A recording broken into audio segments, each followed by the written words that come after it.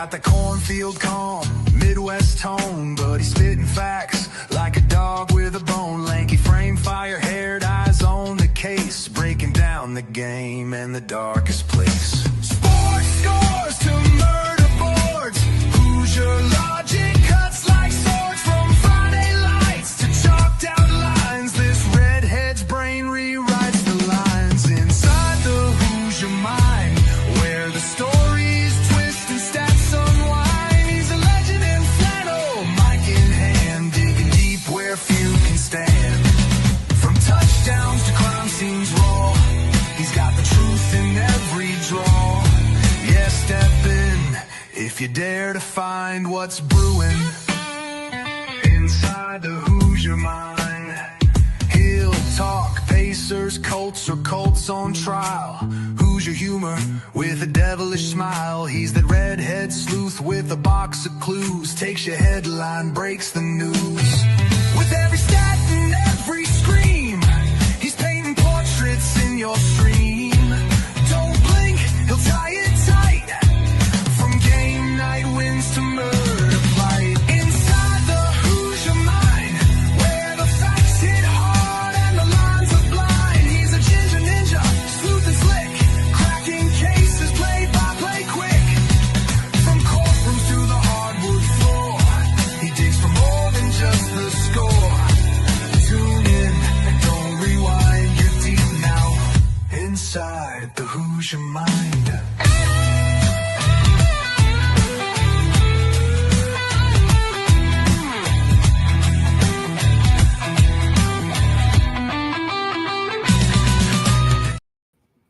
All right, what's up, everyone? Welcome into Inside the Hoosier Mind, brought to you by Military Broadcast Radio, helping give veterans a voice. Back with the Shy Kid, Mike Hughes, back once again to talk some sports because, man, we had a wild weekend of college football, and so far the NFL season off to a good start. Mm-hmm. Unless you're like us and you're Bears or Bengals fans, then the season not so bueno. Not so bueno. But how are you, buddy? I'm good, man. It's been a minute. It's been a little bit. Got acclimated to the new job. Obviously, I wanted to do a show last weekend, but Anthony Rizzo retires from the Chicago Cubs. Got this hat at the Cubs game. Took my mama. It's nice. It's their city edition this year. They're representing Chicago blues music. So the Cubby Bears got a little guitar in his hand. I think it's pretty cool, pretty smooth. Okay. Yeah, it was like my shirt. You see, like it's how blue like that. Mm-hmm. The hats were originally blue like that with the bear. Wasn't rocking with that too hard, but when I saw this navy, I said, that right there, that's a Picasso. It's beautiful. I say, and it goes with anything you got with the Bears because it's the Navy. Oh, yeah. So I mean, it works perfectly. Mm-hmm. But nonetheless, buddy, let's get into everything because we got a jam-packed show. We got so much to talk about. We got the guy that's led the national headlines in college football, at least, and old Arch Manning. And buddy, he's been struggling the last couple of weeks, and he's been facing like I'm not gonna say crap teams, but he's been facing lesser quality opponents. Sure. And he's still struggling. You know, obviously this most recent game, Texas won 27-10 against UTEP. He ran for 2 touchdowns. And I know you and I and Frankie and Randy all talk about this in the group chat, but buddy, he was 11-25, a touchdown, a passing touchdown, an interception, but he had 2 rushing touchdowns. Mm-hmm. So let me propose this question to you, buddy. Do you think between the expectations because of his last name, because he's a Manning, because he's Peyton and Eli's nephew, and the fact that the media and everybody hyped him up to be the next greatest thing to hit college football since Trevor Lawrence, since Tim Tebow, since all these great college quarterbacks, do you think they put too high of expectations, too high of standards? And it's one of those, we still got to remember, it's his junior year. We had a super small sample size last year when he had to fill in for Quinn Ewers. So nobody really had tape on him for, a collegiate standpoint. Nobody knew really what he was going to do. So he had that advantage of, I don't have a lot of tape on me. I can ball out. Nobody really knows what I can do yet because they haven't seen me do it at this level. Yeah. But now coming into this season, they do have that little bit of film and that little bit of tape. Do you think the expectations and the standards have almost reached too much for even Arch to deal with, or do you think it's still just 3 games into the season? There's still time. I definitely think there's still time. I think having that expectation of what the remainder of the season is going to look like for Arch Manning is everything. You know, if you're going into this season thinking he's going to win a Heisman, then I think you're definitely going to disappoint yourself. You know, we still could potentially see a senior year out of Arch. I don't see him declaring for the draft. I don't see that being a situation. I mean, he could. And that's a realistic possibility. But when you look at a team like the New Orleans Saints or somebody along those lines getting the #1 overall pick, I think I'd stay another year. I don't know about you, but I definitely do think at this point in time, for a guy like Arch, you're looking at the first game, they lose 7-14 to the defending champs in Ohio State, the Ohio State University. He's 17 for 30, obviously 56% completion rating, not the best, 170 passing yards, 1 touchdown, 1 interception. And that is what it is. Rushing, he had 38 yards. I've seen, man, this is the most mobile Manning I think I've ever seen. So I'll give him his praise in that much. I mean, I think he's already got 100 rushing yards in 3 games. It's probably more than Peyton Manning ever had in a single season, but you know, it's neither here nor there. But then you look at obviously back-to-back wins, pretty good in game 2 against San Jose State. You're looking 19 for 23 completions versus attempts, 63% completion, 295 passing yards, 4 touchdowns, 1 interception. Pretty solid, you know, 23 rushing yards, 1 rushing touchdown. So 5 total TDs in his second game. And it's just a roller coaster of a season, you know, because then we have this past week, obviously UTEP, they go against them 27-10. They win, like you said, 11 for 25, 114 passing yards. I mean, 2 rushing touchdowns, cool, but like 1-1 for touchdown interception ratio. I just don't know what you're going to see out of him if they get to a bowl game. You know what I mean? If they get into that position to where the lights are the brightest, does Arch Manning make other players around him better? I think that's the question a lot of people are going to have to start asking if you're viewing him as a future #1 overall pick. And that's what it comes down to for me. I don't think we're at that point yet. But Tone, I would also argue that there's a lot of grace for a guy like Arch Manning right now. There's a lot of, well, we just got to wait and see. But we've seen time and time again, a guy like Trevor Lawrence or a Justin Fields or so many other greats that have come before us come into college going into their sophomore year after their redshirt year and absolutely dominate. So I don't know how much time you're really willing to give them. If you tell me that this is just kind of like a get your feet wet year going into senior year, if I'm an NFL GM or executive and I have the #1 pick, I would be afraid to just base the 2026 season off of if I'm giving you the #1 overall pick. Yeah. Well, here is the lucky thing, and I had to look just to see as well. So he is a red shirt. So he actually was able to graduate high school early and come into Texas. So this is technically his sophomore year. So he could technically even have 2 more years after this if he really, really wants to. And he might need it. He might, and there are rumors and theories that he might not declare for the draft yet. Like you said, if I'm Arch and you're already struggling right now with Texas, with Texas recruits really, really well, if anything, and they got a whole lot of money to be able to throw at it to be able to recruit well. And I did like what you said, because it was something I thought of earlier. This is probably the most athletic Manning we've ever seen. But I will say, in contrast too, he doesn't seem like a gunslinger like what we're used to. Like Peyton was a statue. He's dissecting your defense. He's reading your routes. He's knowing exactly where people are going, and he's putting the ball there. Eli was just more of that back school, fudge it. They're down there somewhere. I'm just going to throw it up there and hopefully my guy catches it. If not, I'm going to just get picked off, and it is what it is. It seems to me Arch doesn't have either one of those qualities. And that's what I think is probably the most weird, probably at least for me. And I don't know about you, because I know you grew up watching both Mannings. I grew up watching both Mannings. And it's like, this is not what I'm used to seeing, like a Manning rushing for a touchdown. Like, it just doesn't happen. And I'm not even saying I expect, perfection out of him. I don't expect him to come in there and, dissect teams like Peyton used to, or even be kind of the backyard brawler like Eli. But some of the statistics, that's a lot of what I'm kind of worried about. Like you said, you go on the road. Your first true game as a starter is against the defending national champs, Ohio State Buckeyes. Matt Patricia's lead the defense. They have a ton of great defensive skill players. Like, okay, that one, you can take an L, and that I'm not going to hold too much against you, because that's the first game. The second game, though, you're at home. It's San Jose State. You're 19 of 30, 295. Now, those 4 touchdown passes you threw were all in the span of quote unquote 5 minutes, but you had 60 minutes in the game to do something, and you just didn't. And you threw a pick in that game. He's thrown a pick in every game so far this year. And then against UTEP, you go 11 of 25, 114 yards. So you were 44% completion. You have a touchdown and a pick, but you have 2 rushing touchdowns. So total, he accounts for 9 touchdowns and 3 picks. It does make me wonder a little bit. I don't think I'm worried overall for his future, but it's just weird that he started out this rough, considering the fact of he's been at Texas, almost going on 3 years. So, I mean, you've had the chance to sit back, learn from, honestly, a pretty decent veteran guy in Quinn Ewers of how to play, what to expect. You can learn Sark's offense because Sark has been there the entire time. You've had a chance to really grow and learn. And it just initially, at least in the beginning of this season, it doesn't seem like that is truly correlated over as compared to the small sample size we had last year. Mm-hmm. It's like, wait a minute, you threw almost 1,000 yards just in the couple of games that you did participate in last year. And now, we're 3 games into the season. You're sitting here just under 600 yards and you're a 2-to-1 interception, touchdown interception ratio.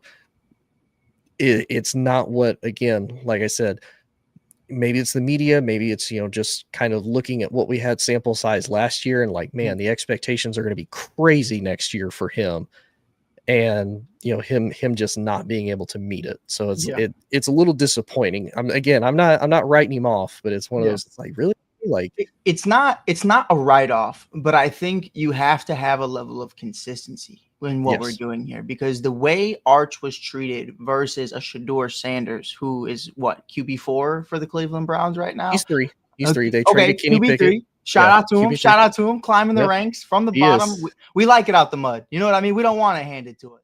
Exactly. You got to work for it. Right. But with that, I do want to make a point. In Shedeur's first year at Colorado, he threw 3 interceptions the entire season. And Arch has thrown 3 interceptions in 3 games. So, and an interception every single game. It's not like one bad game.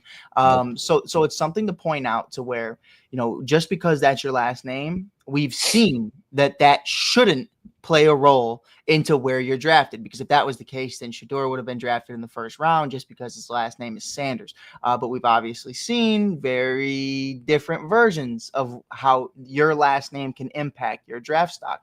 Obviously, Arch is a very different guy compared to Shedeur. I don't expect Arch to be, pulling up with, an entourage or anything at the draft. But, I definitely do think at the end of the day, man, you have to call a spade.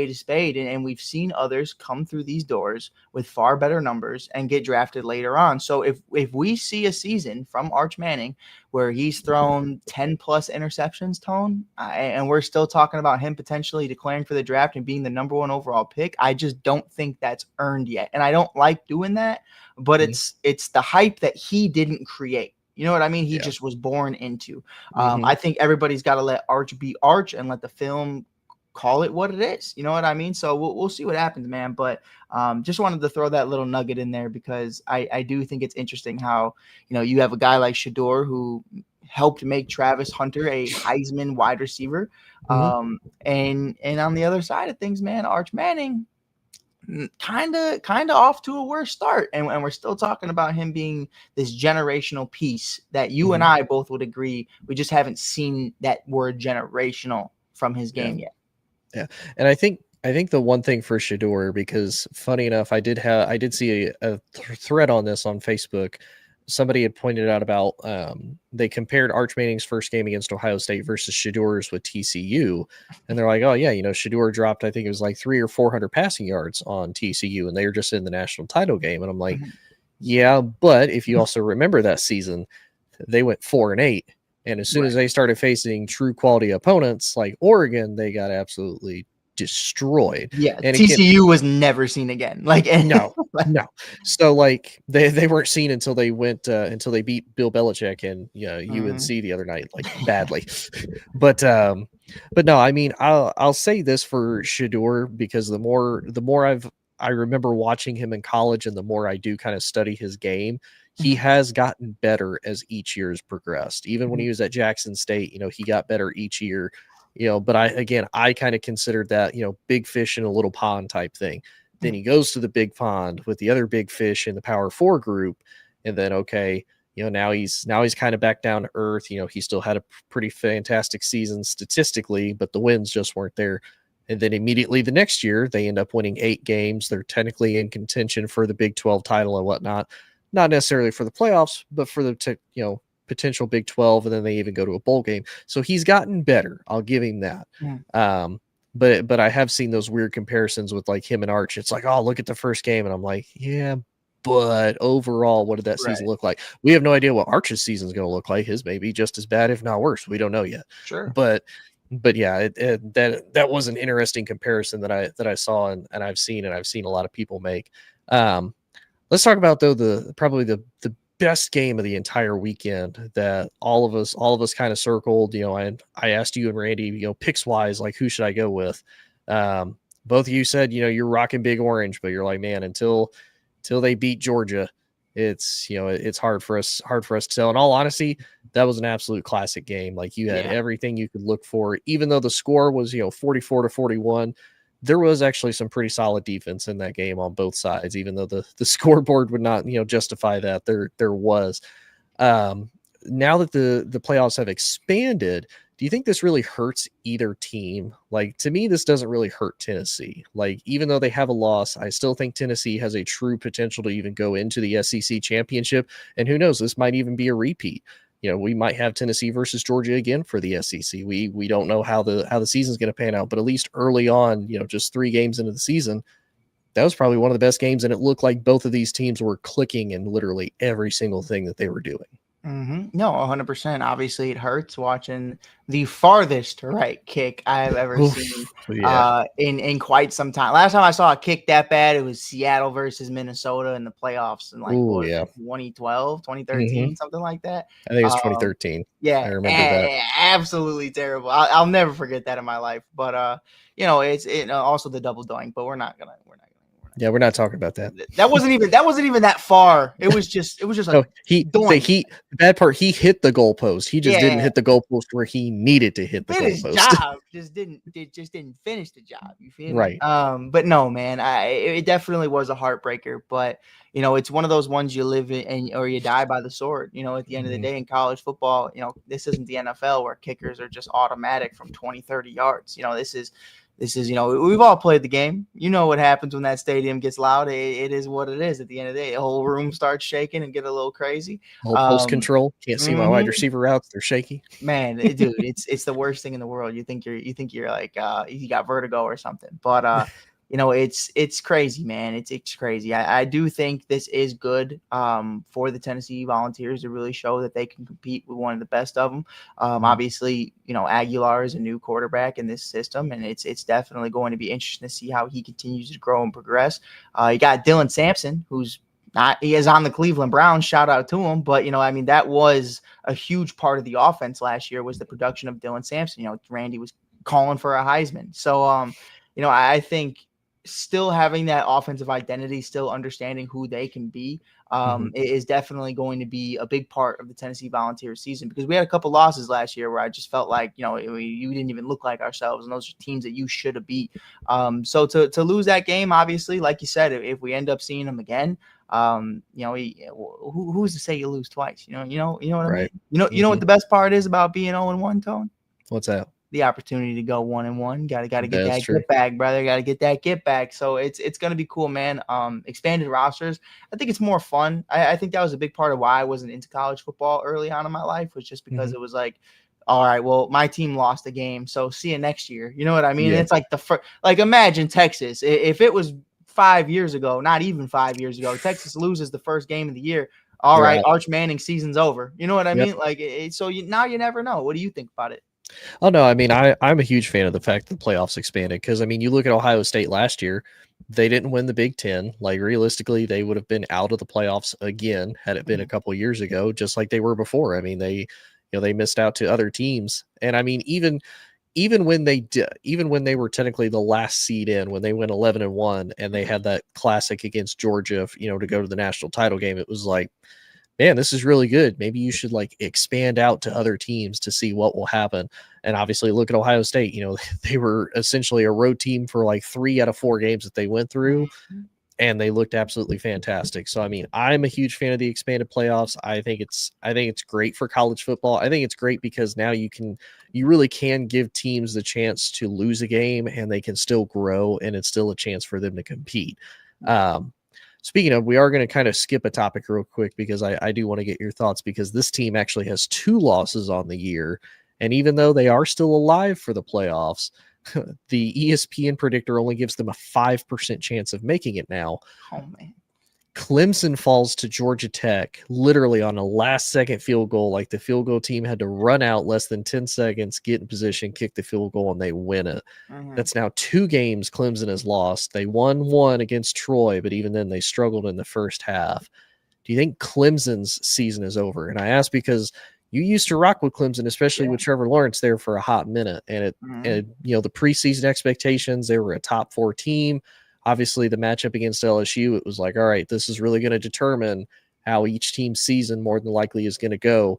Was Clemson able to beat an SEC team that's pretty solid? Can LSU get over its 0-5 season opener since that national championship win? How does it go? So really, it's kind of a already disappointing season for Clemson, because honestly, we're seeing a lot of the same thing we saw last year.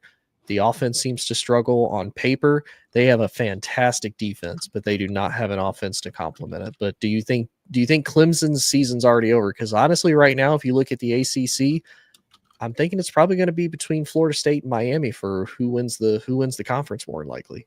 Yeah, for sure. I mean, I think everything you said is accurate, and I think having that conversation about Clemson's season being over, it's kind of a broken record for me. Obviously, everybody who knows me knows I was a diehard Trevor Lawrence fan, and there was, Clemson was my first home in college football. And in fairness, Tennessee was my second, and we've been at Tennessee since, so it hasn't changed. I was more of a Trevor Lawrence fan than anything. You know what I mean? That's what I'll say. I was more of a Trevor Lawrence fan.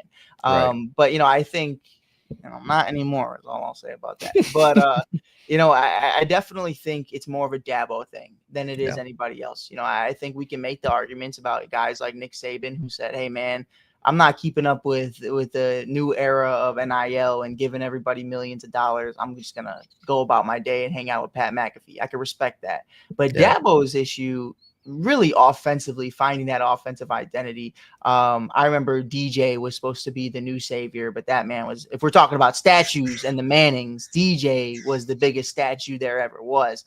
Man had cinder block feet, but that is a whole other episode. But it definitely seems like they've had a really hard time replicating what they once had with Travis Etienne and Trevor Lawrence, and it really does come down to just offensive identity. I think from a scouting perspective, they really just haven't been able to find that QB1, really just getting that homegrown guy to really just come in and be the best version he can be. We say what you want about Deshaun Watson, but for them to go Deshaun Watson to Trevor Lawrence, they really did hit it on the head. You know what I mean? Those are two. What are the top? When did Deshaun get taken? Top 3? He wasn't number 1. No, I don't think so. I'll look it up while you're. Because I know Mitch Trubisky was the first quarterback taken. I think Myles Garrett went number 1, if I'm not mistaken. Yes. But Deshaun was a top 3 quarterback taken in the top 10 in 2017. Then you obviously have Trevor Lawrence, number 1 overall pick. So for them to just completely fall off and not even have a first or second round QB since then, Tony, it definitely is a red flag. It definitely is an issue of progress, an issue of just building that camaraderie and that chemistry. I feel like in Clemson, their defense, like you said, I love them. If you want to talk about guys who are crowning other guys with their helmets, it's Clemson Tigers football. They are going at it. They are old school. And I love that. But from an offensive perspective, man, sometimes it feels like you're watching an Iowa game, and that's really the best way I could put it. Yeah, so Deshaun was the 3rd quarterback taken in that draft. The first one being Mitchell Trubisky, who went 2nd overall, then Patrick Mahomes, and then Deshaun.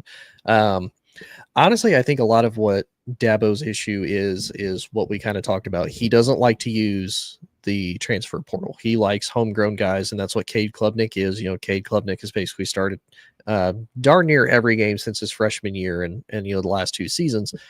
And I think that's honestly is what hurt Dabo, because while you don't have to rebuild your entire roster out of the transfer portal, you could do like what LSU has done with their defense.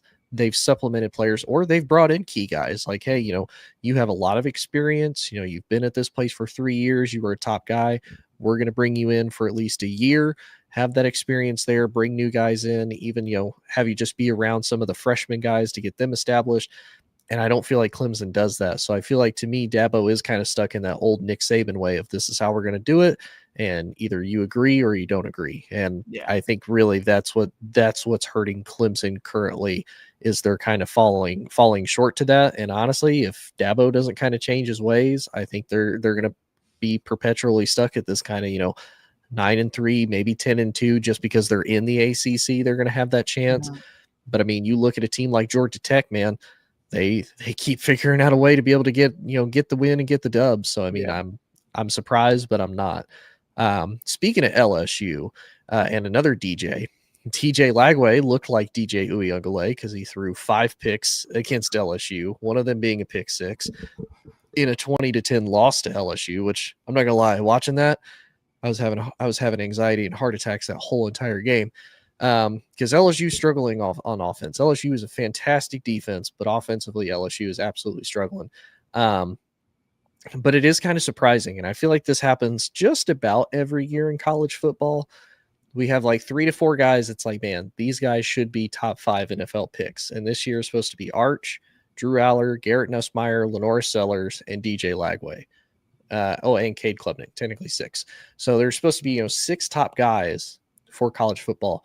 And Lagway starts off throwing 5 picks, and they're bad. They're not even like they were contested. It was just like he was trying to do the Eli, like, let me just throw it up there and just see what happens. And it was just bad, buddy. It was real bad. I don't know if you watched the game or not, but I was watching it. I'm like, ooh, this is real bad. After I saw the lowlights, if that makes sense. I saw the lowlights on TikTok, and it reminded me a lot of, remember the arm punt days of Jay Cutler, where it was like, hey man, it's 3rd and 15. I'm gonna just chuck that shit. Jay Cutler's Brandon Marshall's out there somewhere. You know what I mean? So I mean, it really did feel like we were just throwing that thing just to throw that thing. You know what I mean? It's definitely interesting to kind of just see someone just collapse like that, because I mean, that's the conversation. I mean, obviously one game isn't the end all be all, but that could be you going from number 3 overall to falling right outside of the top 5. You know what I mean? Like it really does come down to it, especially when you're playing a team like LSU. I think those are the games that matter, because those are the prestigious schools. That's when you really start to figure out who you are. You and I have said it for years about the guys like JJ McCarthy or Zach Wilson, that we don't care about the teams that we'll never hear of again unless we're talking about your performances. We care about how you played against some of the best to do it. So to completely shit the bed there, I mean, shout out to LSU. Got to give them their love. But man, it was man. That's all I got is man. Yeah. Hey, Jay, appreciate you tuning in, buddy. It was bad when I was watching it. And to be honest, too, what really hurt Florida is the fact that they lost the previous week to USF. And so they went from being like 13th ranked to they were out of the rankings. USF jumped to 18. USF then gets destroyed by Miami, who Florida faces next week. And then they get beat by LSU. Lagway throws 5 picks. It's going to be really rough for Florida. And again, it doesn't get any easier because they have to face LSU. They have to face Miami next week. They're going to have to face Texas at the beginning of October. Like, they have a lot of tough games and tough opponents that they have to face coming into the season. And for you, because college is such a different game than it is in the NFL. We've seen Bryce Young get benched in the NFL as of recently, and we're hearing whispers about maybe a Caleb Williams, but doubt it. In college, it's a lot easier to just bench a guy and try to move on. Do you think another couple bad games, maybe not 5 picks in a game bad, but hey, maybe we have a couple turnovers and we're losing. Do you see there being a potential change at quarterback? I don't see a potential change at quarterback, but I see a potential change at head coach. And I say we've that had a lot of coaches fired so far too, which is we crazy. have. We'll get into that in just a second, because there's another guy I think is probably going to be next on the chopping block if Billy Napier hasn't already beat him to it. I think Billy Napier gets fired before DJ Lagway gets benched, because I will say colleges are similar to NFL programs because the admin presidents and whatnot, they do have a say. Like, you look at the hype that DJ Lagway has, you look at the talent that he has. I have a buddy at work that's actually a Florida fan. He kind of compared him to Anthony Richardson as an overall talent level, which I could see. He is a runner. He does have a big arm, and when he's healthy, he has a great winning record. But he's got to be healthy. He's got to be able to make it work. And I'll be honest, if I have to pick between a potential generational quarterback that we've seen flashes of greatness from, and maybe it's the coach that's coaching him who has not met expectations. Billy Napier is, I think, 20-20 going into his 4th season now with this loss to LSU. He's a great recruiter. He has like one of the top recruiting classes coming into next year, but you can't seem to put all of that together. And it reminds me a lot of Texas A&M. Texas A&M has had the same issue for years. They've always had one of the top draft classes. They've never been able to put it together, and they absolutely suffer for it. Mm-hmm. So I think, honestly, Billy Napier gets fired before DJ Lagway gets benched. And so Jay brought up a good point. Does college football collectively use Nico and set an example? I'll be honest. Yeah, that whole thing, like, and I know I kind of talked about it a little bit on TikTok. Nico he needs to stop listening to whoever is giving him advice that's giving him advice currently. You left Tennessee for another program, and I know he wanted to go back to California, even though he moved all of his family out to Tennessee, which is crazy, by the way. You wanted to do it, one, for money, and you left a state that had no state taxes, so you would have actually kept more of your money, to a state that has some of the highest taxes in the country, in California. And not only do you go to a school in LA, which is fine if you want to go back to LA, you pick like the worst school to go to as far as like athletic programming for football. Like, if you wanted to go to USC with Lincoln Riley, I'd be like, hey, he has a history of turning guys into Heisman winning quarterbacks. I understand completely. Caleb was the number 1 overall pick 2 years ago. And no receivers. So whatever, Like he's turned Caleb into a Heisman winning quarterback. Baker Mayfield, Kyler Murray, Jalen. He had Jalen for just a year after he won a national title at Alabama, and he wasn't that far off from being in the Heisman contention either. So I mean, I could get that, but you're like, I'm going to make a name for myself. I'm going to go to UCLA because I think they're a quarterback away. And you're now 0-3 to start the season. 2 of those losses being to a group of 6 colleges, and it's really, really bad. But real quick, one thing I wanted to touch on, Wisconsin faced Alabama for 2 second year straight. They faced Wisconsin last year. Main quarterback got hurt. They had a backup. They go to Tuscaloosa this time. Wisconsin comes in with a backup quarterback already because their main quarterback got hurt, and they get destroyed again. To me, my 2 biggest questions. One is, what is Luke Fickell going for his identity? Because he doesn't do like what the old Wisconsin used to do, like what Paul Chryst used to do. And Mike, you probably remember, how many great running backs did we used to see come out of Wisconsin when Paul Chryst was the head coach? Because you had Melvin Gordon, you had Jonathan Taylor, you had Braylon Allen, like you had top tier guys. They almost always had a complimentary, tough, big offensive line to go along with it. Like, if you drafted a dude out of Wisconsin or Iowa on the offensive line, you're getting an absolute dog. Like, you are getting a nasty big dude that's going to absolutely protect whoever is quarterback or running back behind him. Mm-hmm. And typically Wisconsin also had really good defensive linemen too. Now they don't have any of that. They don't pass well. They don't run well. They don't do defense well. They don't do anything well. And so to me, I think Luke Fickell is the next to be fired. Like, they already broke their streak. They had like 23 years of pretty much going bowling 23 years in a row. Mm-hmm. And that streak got broken last year because they went 5-7. Yeah. Like, he hasn't done anything. I haven't seen anything that's been established at Wisconsin. And to me, I think, honestly, Luke Fickell will probably be fired next if I had to take an absolute pick. The other thing, though, that I do have a question about, because they got destroyed by Alabama has bounced back since their embarrassment at Florida State. They beat the snot out of ULM, and they beat the snot out of Wisconsin.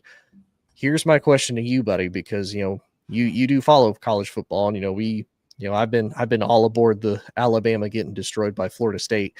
Mm-hmm. Do we think Florida State was just really that good and they beat a good Bama team? I don't think that's likely. Or do we think Bama's just doing what Bama should be doing? They're beating up cupcake teams like they're supposed to. They look good now, but then they're going to potentially go back to being mid, if not bad, when they face true SEC contention here coming up soon, when they have to face Georgia, when they have to face Tennessee, when they have to face LSU. Like, do you think it was Florida State's just that good, or do you think Alabama was just, they look good right now, but that's going to change? I think Florida State can look that good, but it's what level of good are we talking about? Are we talking about good or are we talking about great? And I think when you're facing off against a team like Alabama, a very young team, very prominent, I think they can be very successful in future years, but I definitely do think they make a lot of rookie dumb decisions. And I definitely think when you have such a young core without that instilled culture, because you got to think, you are taking arguably the greatest culture in college football history under Nick Saban, taking that away. Now you kind of feel like you have not free reign to do whatever you want, but guys who went there thinking that they were going to be coached till their knees fell off by Nick Saban. Now a lot longer of a leash, I'd say. You know what I mean? A lot longer of a leash and get away with a lot more. You see a lot of the cupcake shit we talk about a lot kind of happening in their touchdown celebrations and how they go about their day to day. They always say when it comes to hard work and talent is great. You know what I mean? Especially in football, but the hard workers who outwork talent are going to beat them every single time when talent doesn't work hard. And that's just what it's going to come down to. You know what I mean?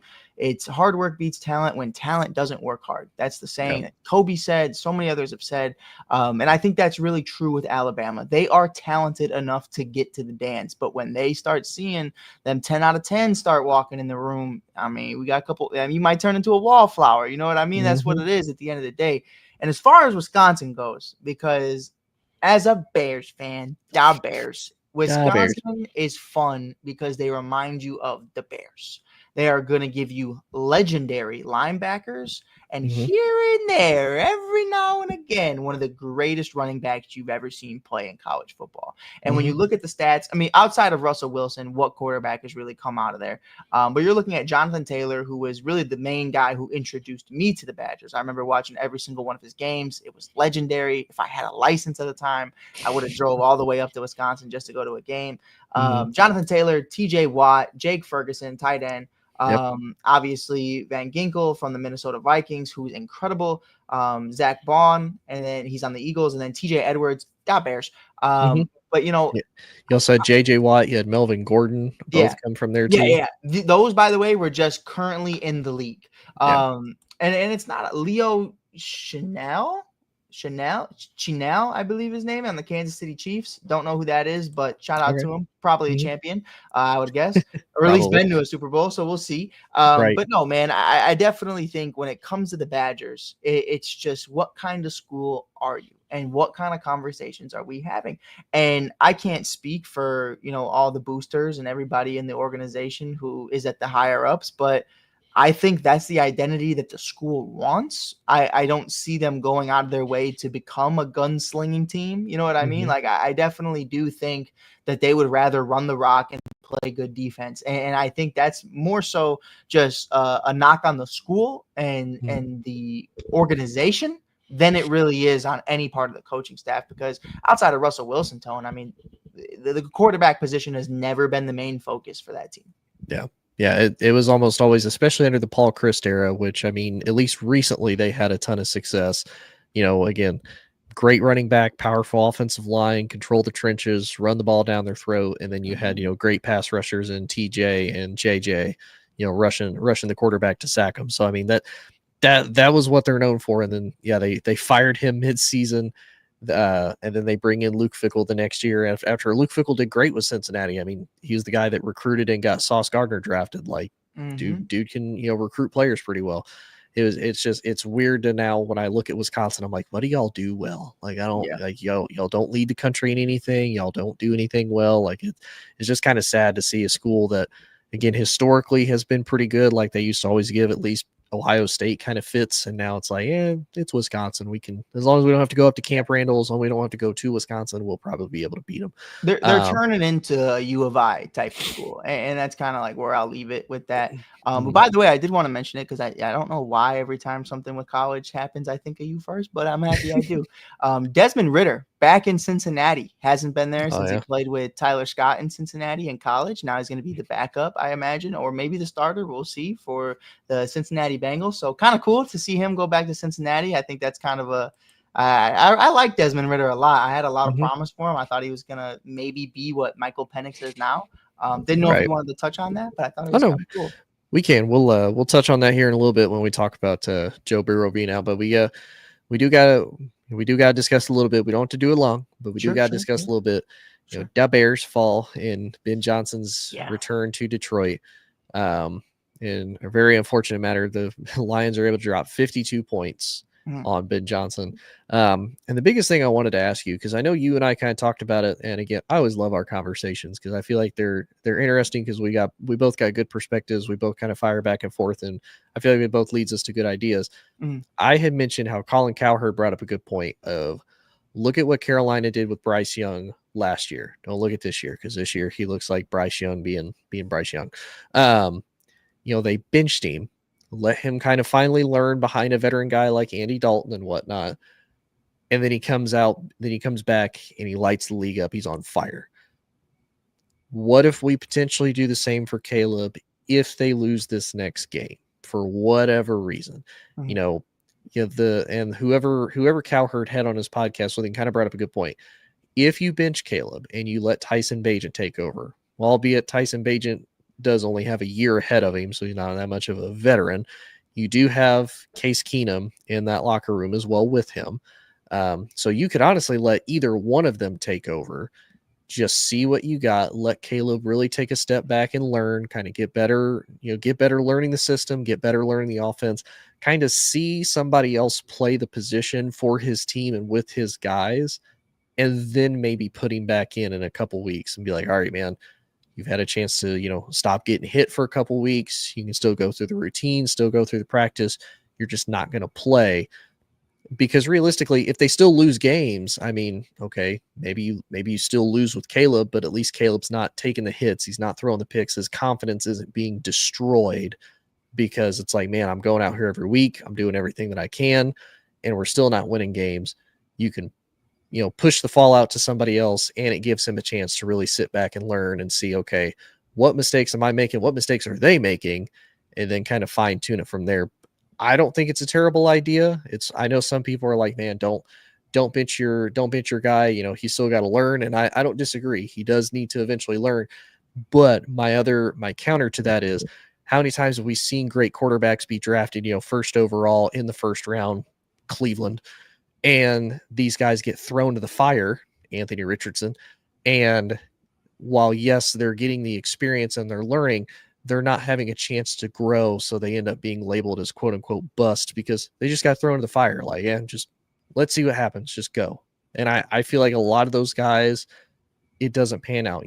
Trevor Lawrence, it hasn't panned out well for him in Jacksonville. Like, we still have questions about him. Anthony Richardson. That entire class, though, Tone, we can go Justin Fields, Trevor Lawrence, Mac Jones, Trey Lance, Zach Wilson. We can name all 5 of the top QBs from that class, all thrown in the fire, all except Trevor Lawrence on different teams right now. I mean, that's the reality of what's happened when you go from, we're going to sit guys for a year and let them learn, to just throwing them in right away. We've seen the change. And that's why I stopped it right there, because that was the first thing that clicked. I was like, you have a great point. But I also think in a situation like this, personnel is everything. And I think for Caleb Williams, who is a Heisman winner, is the number 1 overall pick. Obviously, I haven't seen a lot of ego out of Caleb Williams, but it's there from a quarterback perspective. So benching him 3 games, let's say 4 games into the season, if that is the case for Tyson Bagent, an undrafted guy out of a D2 school, who, all power to him. I love Agent Bagent. That's my guy. He's a Slim Shady type of guy. He's all like, He reminds me so much of the movie 8 Mile because he gets it out the mud, man. Tyson Bagent is fun, but it's one of those things where it's like, I've seen Tyson Bagent play football. I've seen him start over Justin Fields, and that didn't go well for Justin Fields. I think for Caleb Williams, if you bench him, I think you lose his relationship with Ben Johnson very early into their partnership. You know what I mean? And that's a problem. And maybe that's not a huge problem for Ben. You know what I mean? Maybe Ben doesn't see him being the guy of the future. Maybe he does. And if that's the case, then you're not going to see it at all. Tone, to answer your question, because I don't want to move around it. I think the guy we're looking at from a completely, I don't want to avoid the question. I'll answer it first before anything, but I don't think you bench Caleb Williams. I think that really hurts the ego of a quarterback. I really think that demoralizes you and realizes that, hey man, I see Casey Keenum out there, Tyson Bagent out there with my guys, because they don't think I'm the guy. Like, what do you mean? I was just a number 1 overall pick. I've been here longer than you. It would really rub me the wrong way because, and I'll even take it a step further. You didn't do that in year 1 when I got sacked 68 times. You didn't bench me when we lost 10 games in a row.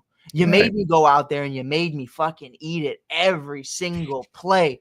Yep. So now you're going to bench me 3 games into my new season with my new offensive line when I'm not playing that bad. His connection with DJ Moore against not DJ Moore, pardon me, because DJ Moore's been nowhere, but we don't have enough time for that. But his connection with Rome Odunze is there and very much alive. And I think for me, Tone, the conversation isn't Ben Johnson not the guy we thought he was? Is Caleb not the guy we thought he was? It becomes Ryan Poles, because fast forward 4 years since taking this job, I think the Chicago Bears are in the same place they were when we got them. And that's good players, big contracts. We got a lot going on right now. We got a young QB, but we got to win games. Since becoming the GM of the Chicago Bears, he has drafted 0 Pro Bowlers. It has been 4 years. His defense has given up 50+ points in a game for the first time in over 10 years. I mean, it is astonishing to me that this defense has gotten worse and worse every year while he's been the GM. And why does that happen? A lot of people gave me shit. A lot of people came at me telling me that Luther Burden III was going to be the best receiver out of this wide receiver group, and Colston Loveland's that guy. I have no problem with either of them, but what I do have a problem with is you drafted Rome in the top 10. You extended DJ Moore, and you still took a wide receiver in the 2nd round when you didn't address the defense or the offensive line. Just a little bit more of offensive line help could never hurt. And now you have Luther Burden III on special teams because he's not good enough to be a part of the offense. What happened to this guy is going to be the next Justin Jefferson? And then Colston Loveland. I mean, first of all, Colston Loveland's not getting any tick right now. And I kind of understand that because he is a rookie. The Brock Bowers of the world are very rare for a tight end position. But then Cole Kmet's not doing shit either. And you gave him a 4-year, $50 million deal. So, Tone, you're seeing a lot of holes on this team because Ryan Poles loves to just go for the shiny new toy. Let's not address the trenches. Let's not get another pass rusher alongside a guy like Montez Sweat. We'll take Austin Booker because he had 3 sacks in a preseason game. To me, it's Ryan Poles at the end of the day. Like, look, you had 2 number 1 overall picks, 2, and a lot of the guys that turned into what you got for Bryce Young from Carolina was DJ Moore, Caleb Williams, Darnell Wright, a couple other guys, and Tyreek Stevenson. But this defense is terrible at the end of the day. I know, long tangent. Sorry, we're talking Bears too long. But for me, a lot of Caleb talk, a lot of Ben Johnson talk, and not a lot of talk about this defense. And the guy who created this defense is Ryan Poles. Caleb did not play defense on Sunday against the Detroit Lions. He dropped 21 points. And say what you want. I mean, just a couple years ago, I was happy with 5 points. Not 5 points. I was happy with 10 points by the Bears. So 21 is solid. And to be honest, most of the time, at least what I used to hear from old school football, man, if you can score at least 3 touchdowns, you're probably going to win the game. And, and if we're going to talk Bengals in a little bit too, but the Bears and the Bengals are in such a similar situation where it's like, man, you got to drop 40 just to feel like you're in the game. You know what I mean? and hope that the other team doesn't score 41. Like yeah, that. and they do. And they do. You know what I It's mean? And they always will. The Bears in what was the stat I saw earlier? In 335 days, the Chicago Bears have won one football game. They are Yep. 1 for their last 13. So Yep. Yeah, that's what I got on that. yeah, I saw that stat. Like Caleb has lost 12 of his last 13 games that he's started, and But that one was against Green Bay. yep, Green Bay. I was about to In say, Green Bay. hey, can't be mad. Can't be Can't be mad at mad. it, right? But no, to your point, because you brought him up, and that'll be our next and our last topic for the night. Sure. You know, Joe Burrow, you know, he tore multiple ligaments in his toe. You know, I was going to ask, you know, who's to blame? Because realistically, and it's funny because somebody finally brought up the statistics of it, of like how many times like Andrew Luck was sacked in like 74 games as compared to how many Joe Burrow's been sacked in like 80. Yeah. The number is like 100 different of like Joe Burrow has been sacked more. And realistically, like you look at it, it's not that far off. Now, Andrew Luck never went to a Super Bowl, but he took the Colts to an AFC championship against the Pats where, you know, he got, you know, blitzkrieged through and whatnot. You know, Joe Burrow took the Bengals all the way to the Super Bowl when he was healthy, and albeit they were damn close to winning the whole entire thing if it wasn't for the fact of, you know, Matt Stafford and OBJ and Aaron Donald. You know, it really realistically, I do kind of see this Bengals team not only, you know, real similar to the Bears, but even those early Colts days with Andrew Luck, you know, you do have a dynamic wide receiver in Jamar Chase and T. Higgins. You know, the Colts still had Reggie Wayne and T.Y. Hilton, who's a rookie coming in. Mm-hmm. You know, they had a fairly okay defense. Wasn't anything to, you know, write home about, but it was okay. But that offensive line and no running game. And that's the other thing the Bengals don't have. The Bengals don't have a running game. The Colts didn't have a running game. And it wasn't until basically right before Luck finally retired, you know, they were like, oh, we should probably build you an offensive line. Here's Quentin Nelson. Here's all these guys. We'll finally get you an offensive line. Like, what is it going to take for the Bengals to do that for Joe Burrow? Like, your quote unquote best offensive line piece is Orlando Brown Jr., and he's on, I think, his third team. And it's like, oh yeah, he's doing great. I'm seeing him get beat constantly. Now the difference is they do have a Trey Hendrickson who has led the league in sacks, and they were picking Trevor Lawrence off left and right Sunday. Like it was not. I think he threw like 3 picks if I remember correctly. I don't know if he threw any more after that, but I know for sure he threw 3. Like, do you think it's kind of the same? Do you think it's Cincinnati's GM, or do you think it's the ownership to blame? Kind of similar to the Bears, honestly. Like, who would you blame for Burrow getting hurt now, second year in a row with a really weird injury? And, you know, he's like, Joe Burrow is probably my favorite quarterback to watch because I've watched him at LSU and I've loved watching him play for the Bengals. Like, you know, it's going to suck if he has to retire early because he's such a great player. Yeah, for sure. I definitely do think it is a GM conversation. But where is because look, there's levels to this shit, man. Like we look at guys that Ryan Poles drafted on the Bears. Let's talk about a few wide receivers the Chicago Bears have drafted in recent years. We got Cincinnati legend. You got Tyler Scott. Oh, Velus Jones Jr., who had his own episode on Hard Knocks. Now he's cut. Same season, got cut, by the way. 3 different positions. It was crazy. Then you got traded a 2nd-round pick for Chase Claypool, and then Luther Burden III, who's on special teams, and Rome Odunze. Did he draft Darnell Mooney, or was Darnell Mooney already there when he did not draft Darnell Mooney? Darnell Mooney was one of the last wide receivers taken in the Ryan Pace era, which ironically now works in Atlanta. Darnell Mooney's in Atlanta, so I'd like to see them reunite. By the way, the number 1 on an Atlanta Falcon jersey looks hideous, by the way. I saw that other day. Their jerseys are just awful. They need to go back to like the old 2016, 2017, because these jerseys are not it. They're terrible. Bad. I mean, even the numbers. I mean, is that a 1 or a 7, brother? Like, I don't know. It's supposed to be like little claw at the bottom of it. I'm like, nah, I'm not rocking with it. Not rocking with it at all. What is this, Vampira? Anyways, but no, I think in this situation, like I brought up those Bears numbers because all those guys are solid. Rome's great, but none of them are Jamar Chase or T. Higgins or Joe Burrow. You know what I mean? And I think where, you know, Ryan Poles likes to just continue getting the flashy toys and then, you know, regroup every now and again with the Bengals. It's, man, I don't want to let go of those flashy toys. You know what I mean? Yeah. And I think the biggest mistake for the Cincinnati Bengals was extending T. Higgins. I think T. Higgins should have been the guy that left.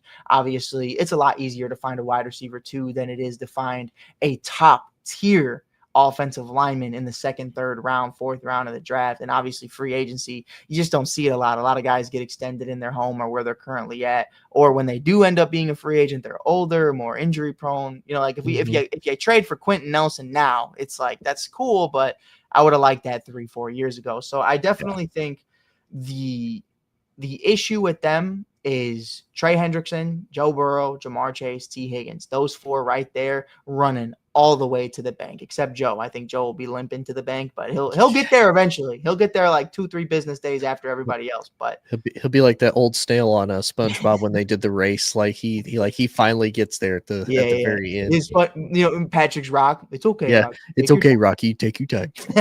And then he ends up winning it. I definitely do think that is the case, where it's just like you have your flashy players, you have your stars, and you just didn't know when to say when. Trey Hendrickson and T. Higgins, in my opinion, should have moved on. And that's just what it is. And I said it a million times. I wanted the Bears to sign T. Higgins. I didn't think Cincinnati was going to bring him back. So it's crazy to me that that's the case. I think you let's say we trade away Trey Hendrickson, or you let T. Higgins walk. You got a whole new offensive line right there, man. Because I mean, you got so much money in them. I say honestly, and even if you trade, like get the trade value back, get a couple that, like, you could have easily, I don't know if you could get a first for T, you could at minimum get a second or a third. And that may not be a starting guy, but that's your backup. Like, that's good depth. That could be a starter eventually. Get something. Same with Trey Hendrickson. Like, no, you're probably not going to get a first, but you get a couple seconds out of him. You get maybe a second and a third both. You'll get a second and a third and free up $30 million. That's what it is. But last one, because I wanted to throw this one to you, brother, man. That was how I wanted to end the show. Okay. Do you think, knowing that Joe Burrow is likely going to be out for 3 months at minimum, the Bengals have to say, look, man, we got no money. We got no money this year. We got no money next year or the year after that. Do you just tank out and try to get the highest draft pick you can possibly get? Even though you have Jamar Chase, which I have him in fantasy, it would hurt my heart. But what do you think? I don't think they do. Like, all honesty, like if it was me, because I would try to be a smart GM and I wouldn't try to put myself in this position, I would go to Joe and be like, look, buddy, we need to reposition we need to restructure your contract. But when we do, buddy, we're throwing money in free agency at O-line. We're going to draft O-line. Like, we're going to do everything we can to make this happen. And I do the same thing with T. Higgins. I do the same thing with Jamar. Like, look, this is what we got to do. You ain't doing that with Jamar. I'll tell you that right now. Jamar request a trade just for you thinking that. Maybe, but hey, a closed mouth don't get fed. All I gotta do is ask. If you tell me no, you tell me to go F myself, and that is what it is. But I gotta try nonetheless. Yeah. But buddy, it's been fun. We do gotta cut it short though, because I don't want to run anybody else's time. Appreciate everybody tuning in. If you liked it, please check out Inside the Hoosier Mind. Also check out the Shy Kid, Mike Hughes. He got great stuff, as well as the rest of MBR. And we will see y'all next week. Ladies and gentlemen, thank you